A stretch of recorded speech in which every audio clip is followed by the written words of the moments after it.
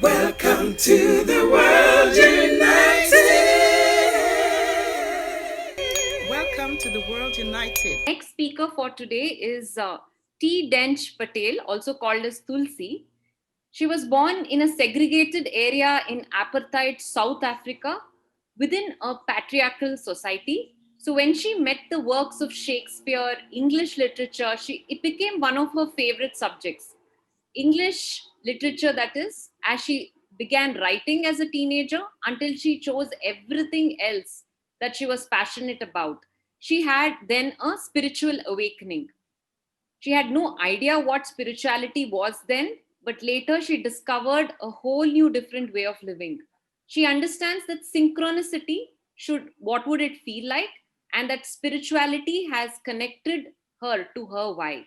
Thank you so much, Dench Patel, for being a part of our forum. And your topic for today is the spirit and the demon. Thank you, and over to you. Thank you for inviting me to speak here today. Really appreciate it. I hope you're having a wonderful Sunday and a wonderful weekend here. So my name goes by Tulsi Patel, but my writer name, as you see here, is T. Dench Patel. And the title of today's speech is The Spirit and the Demon. A little bit about my background is I was born in apartheid South Africa. I went to an all-Indian school in a segregated area outside of Johannesburg. And also domestic violence in apartheid seemed to be the norm.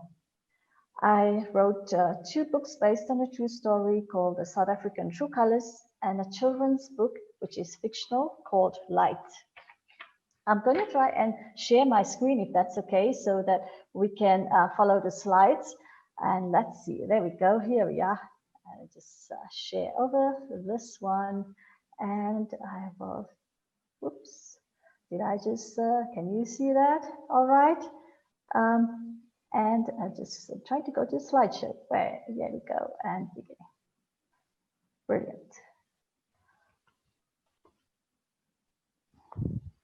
So like my relationship with spirituality actually started when I started to ask the question when I was 19 years of age. I was jobless and I was walking with my friend who believed in Islam. And as we went on these walks, I wondered about God. I asked a lot of questions and I didn't really know what to believe until I had my first spiritual awakening, which was in my first full-time job. I just turned 21 or close to turning 21, and then I was held at gunpoint in my job. And I guess my spiritual journey really started when I decided to go shortly after that to go and live my life in England. And I went with 1,300 pounds to my name, nothing else. And really that's where I started to learn about life and how I should maneuver through the learnings and how do I start from zero, basically. But the most profound experience of spirituality happened to me in 2013 when I left a relationship with psychological abuse and verbal abuse. And I found myself having panic attacks, anxiety, palpitations. And I found meditation, and meditation found me. And overcoming this healing of the psychological abuse actually made me find out more about the mind, body, spirit, and soul, which leads me to 7 years later, the person sitting here in front of you today, who is 100% healed from that situation, can now transmit messages from mind, body, soul in alignment. And so you will notice on my slides a link at the bottom of each slide. And in case you can't see it properly, it says https://tdenchpatel.com. Some people will never like you because your spirit irritates their demons, Denzel Washington. The reason why I chose this topic was because someone asked me initially to write about this topic. And then I gave this topic this title, and then Google placed this article #1 during this year in the ranking, and currently it's on #4. I realized that a lot of people are asking questions about the spirit, and many people were saying this article is good. And I thought it would be great to share this message with more people. And so, if anything, my books has really taught me is like the South African True Colors, the South African Roma, or the children's book, is that we all have challenges in life, and no one is really, you know, some people will look like they're not struggling, but they are struggling. And so these, like, one day you just never know, you know, if your child is going through bullying, or one day your husband or wife could come and say, I want a divorce. And you have no idea where these palpitations, anxiety, and the root cause of how you're feeling is actually coming from. So we actually taught to tackle life, you know, on survival mode. And only recently have we realized that there's actually a root cause to maybe what we're going through physically, that is coming through physically in our body through illness, etc. There's one thing that we don't think about when we are being raised, or when we're raising our kids, is that we are not born with ego, pride, arrogance, attitudes, selfishness, false beliefs. We learn all that here when we come to earth, or we also learn that through our influences, and we also learn this through bad experiences, because no one teaches us about how to behave, you know. And so, which leads to the question of, are we here to roam around? Are we here to live unintentionally? Are we here to, you know, just experience life and fall into our demons? Or are we here to improve ourselves and enhance our human experience? Let's face it, no one teaches us anything about emotions. We don't go to school of emotional intelligence, and we don't get tested on this. We don't get tested on subjects like, you know, what are you feeling right now? Are you feeling sadness? We get tested on geography, mathematics, you know, Excuse me, science. kindly share your screen properly. Go back and Oh, oh, you cannot. Okay, wait. Let me stop share and go back to share screen. And we go back on that. No, actually on that slide. There we go. And I'll just click on here. It's visible now. Perfect. Is it all right? Yeah, Yes, make okay. it full Wait, screen, I'm please. just going to move this bit because it's, there we go. And resume slideshow. There we go. Okay, so can you see that all right? Yeah, great. Okay, amazing. So, you know, it's only until recently that we discovered, excuse me, we discovered that, you know, children behave in a certain way. And over recent years, we started to understand where this is coming from.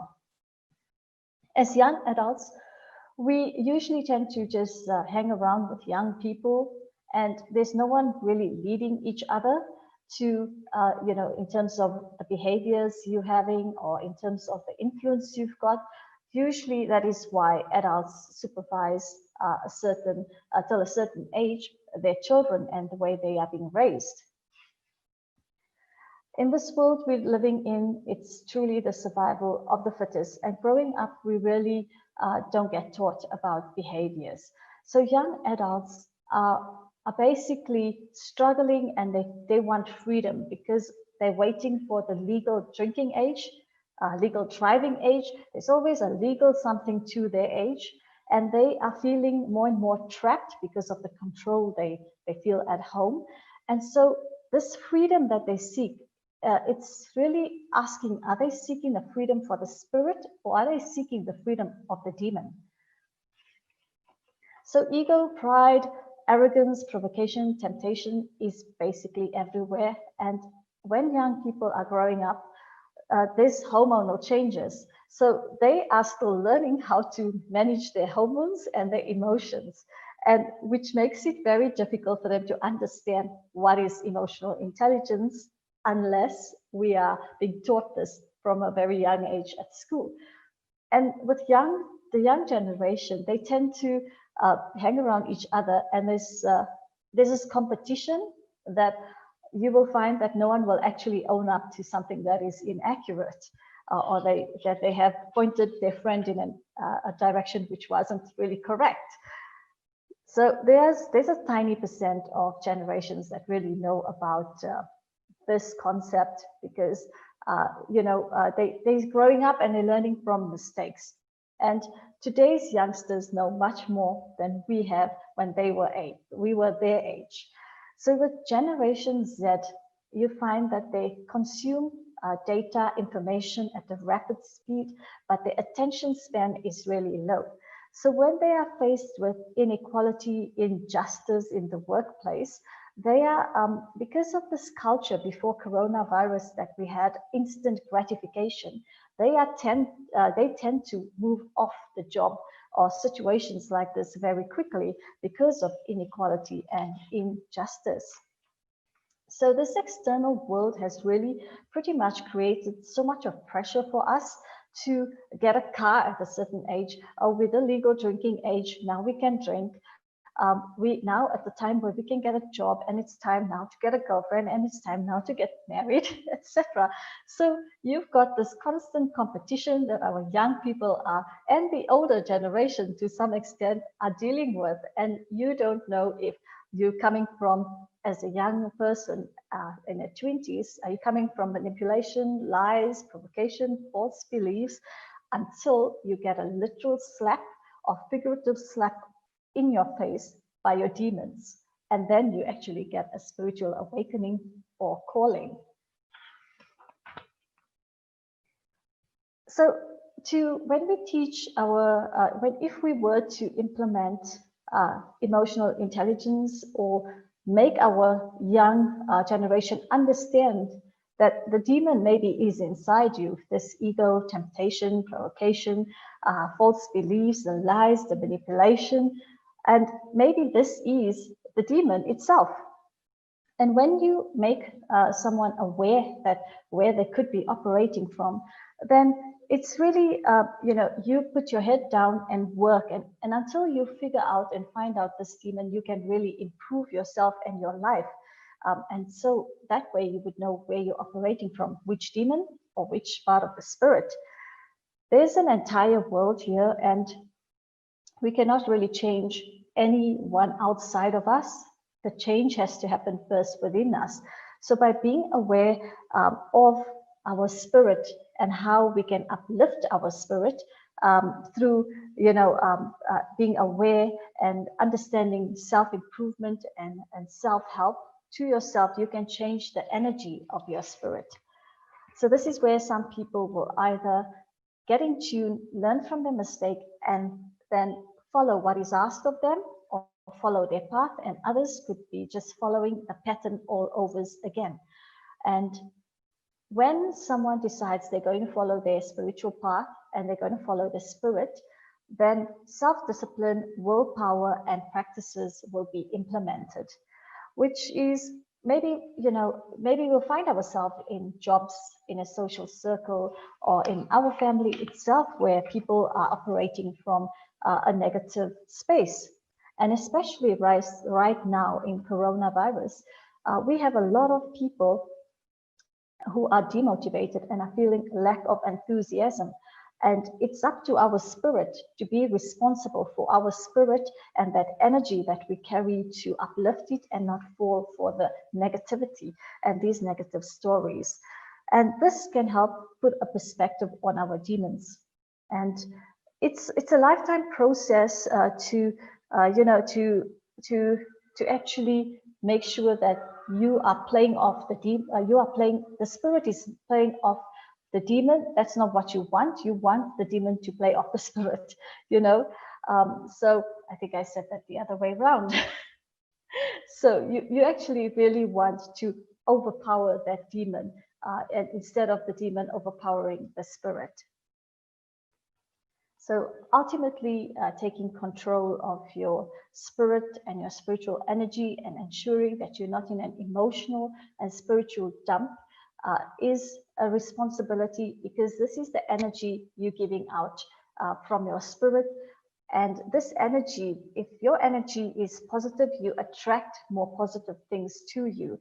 And one would, but how would actually one go about breaking this whole cycle if they do want to accomplish their spiritual journey, or at least start on a spiritual path?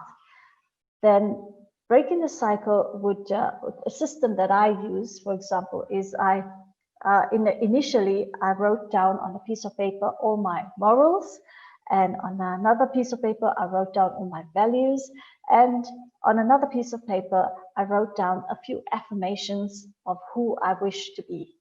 And every morning when I woke up, I started to read my morals, my values, and the affirmations.